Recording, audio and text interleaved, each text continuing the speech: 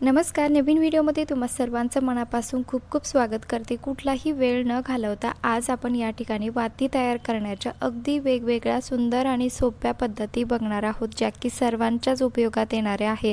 कारण सध्या सणासूद सुरू झालेले आहे, म्हणजे गौरी, गणपती, नंतर नवरात्र, दसरा, दिवाळी, एकामागे एक भरपूर असे सण आता येणार आहे. तर अशा वेळेस आपण वाती करण्याची जी ट्रिक आहे ती सुद्धा अगदी सोप्या पद्धतीने जाणून घेतली पाहिजे, म्हणजे आपली वेळेला काय म्हणतात हाल होत नाही. कारण काय होतं की आपल्याला भरपूर अशा वाती या सणासुदींना लागत असतात, भरपूर दिवे घरामध्ये लावले जातात.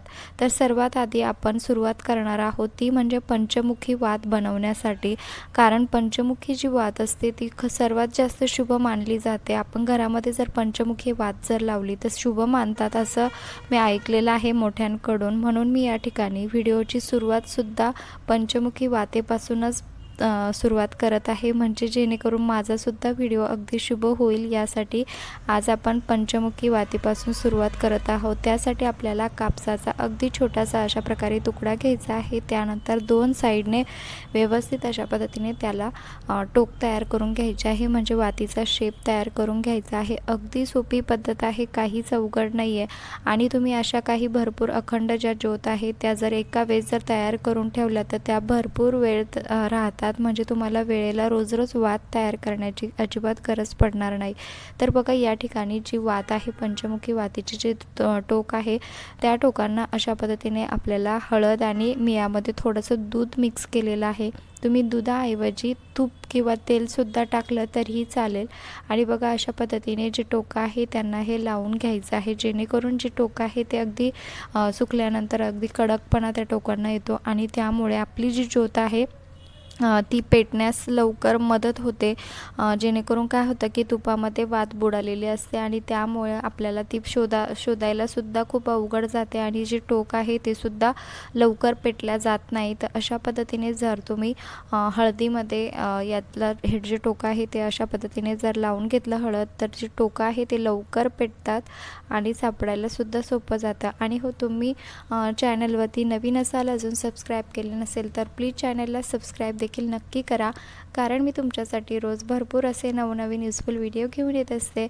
तर बघा, यानंतरची आपली दुसरी जी वात आहे ती म्हणजे आपली फुलवात जी आहे ती आपण या ठिकाणी तयार करत आहोत. त्यासाठी आपल्याला कापूस घ्यायचा आहे आणि असं वरच्या साईडला एक टोक त्याचं तयार करून घ्यायचं आहे. आणि या ठिकाणी आपण कुंकू घेतलेला आहे आणि कुंकामध्ये मी या ठिकाणी थोडंसं दूध मिक्स केलेलं आहे. तुम्ही दुधाऐवजी तूप, तेल काहीही टाकू शकतात. जेणेकरून तेल टाकलं तर अगदी बेस्ट आहे, म्हणजे जे पेटायला थोडंसं लवकर पेटलं जातं. कारण दूध म्हटलं की थोडा पाण्याचा प्रकारही त्यात येतो. जर तुम्हाला लगेचच वात लावायची नसेल तर तुम्ही दूध टाकलं तरीही चालेल, आणि लगेच इन्स्टंट तुम्हाला वात जर लावायची असेल, पेटवायची असेल, तर तुम्ही तेल टाकलं तरीही चालेल. त्यानंतर बघा, आपली तिसरी जी वात आहे या ठिकाणी अगदी अखंड ज्योत आहे, ती रेग्युलर आपण वाती लावतो, ती वात बनवण्याची अगदी सोपी पद्धत आपण या ठिकाणी बघूया. तरी बघा, मी या ठिकाणी अगरबत्तीची काडी घेतलेली आहे आणि अशा पद्धतीने आपल्याला जो कापूस असतो तो कापूस या अगरबत्तीच्या काडीवरती फक्त ठेवायचा आहे आणि हाताच्या मदतीने फक्त याला असं लोटायचं आहे. आणि रिझल्ट बघा, अगदी कमी वेळेमध्ये तुम्ही अशा प्रकारच्या ज्या वाती आहे ते तयार करू शकतात.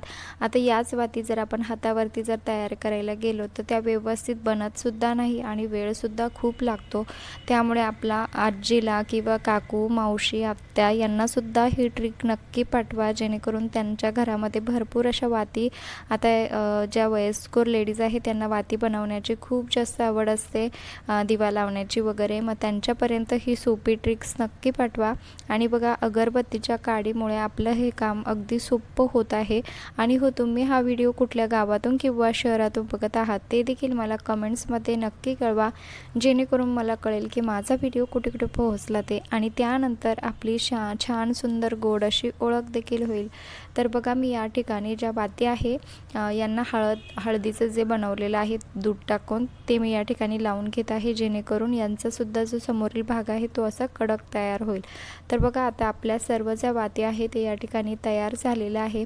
आपण 3 प्रकारच्या वाती या ठिकाणी बनवलेल्या आहे. एक अशी अखंड जी रेग्युलर आपण ज्योत लावतो ती ज्योत आपण या ठिकाणी बनवली. त्यानंतर फुलवात बनवली आणि तिसरी म्हणजे सर्वात सुरुवातीला बनवली ती म्हणजे पंचमुखी वात. आणि बघा अगदी कमी वेळेमध्ये मी एवढ्या सर्व वातीच्या बनवलेल्या आहे. रिझल्ट तुम्ही बघितलाच. ह्या छोट्या छोट्या जर ट्रिक वापरून तुम्ही जर वाती बनवल्या तर भरपूर अशा तुमच्या वाती ज्या आहे लवकर बनवता देखील येईल आणि जास्त दिवससुद्धा याचा वापर करता येतो. आता पुढे सुद्धा तुम्ही बघा, याला मी तुम्हाला पेटून सुद्धा व्यवस्थित दाखवणार आहे जेणेकरून तुम्हाला हे व्यवस्थित समजेल. तर बघा मी या ठिकाणी तूप घेतलेलं आहे. तुम्ही तेल तूप काही पण घेऊ शकता. आता आपण या ठिकाणी एक छोटासा दिवा घेणार आहोत आणि त्यामध्ये ही पंचमुखी जी वात आपण तयार केली ती मी या ठिकाणी ठेवलेली आहे. दिसायला खरंच खूप सुंदर दिसते. आणि बघा त्यानंतर आता ही जी आपण दुसरीवाली वात बनवली ती तुम्ही एकतर एकाच साईडला एक टोक म्हणजे पेटायला ठेवलं तरीही चालेल किंवा अशा प्रकारे दोघं टोकांना पेटवलं तरीही चालेल. तर बघा यामध्ये मी काही तूप थोडंसं टाकून घेत आहे. गावठी तूपच मी या ठिकाणी वापरलेलं आहे. तुम्ही तेलाचा वापर केला तरीही चालेल, परंतु गावठी तूप वापरायचं का, तर आपण ज्या फुलवात बनवत आहोत बघा त्या काय होतं की आपण एका वेळेस एवढ्या काही वाती लावत नाही फुलवाती. मग एका वेळेस आपण ह्या बनवून ठेवण्यासाठी तुपाचा वापर करायचा आहे. आता बघा ह्या ज्या वाती आहे जर तुपात टाकून ठेवल्यानंतर काय होतं की तूप थिजलं जातं आणि मग आपल्याला ज्या वेळेस पाहिजे त्यावेळेस आपण एक एक वात त्यातून घेऊ शकतो.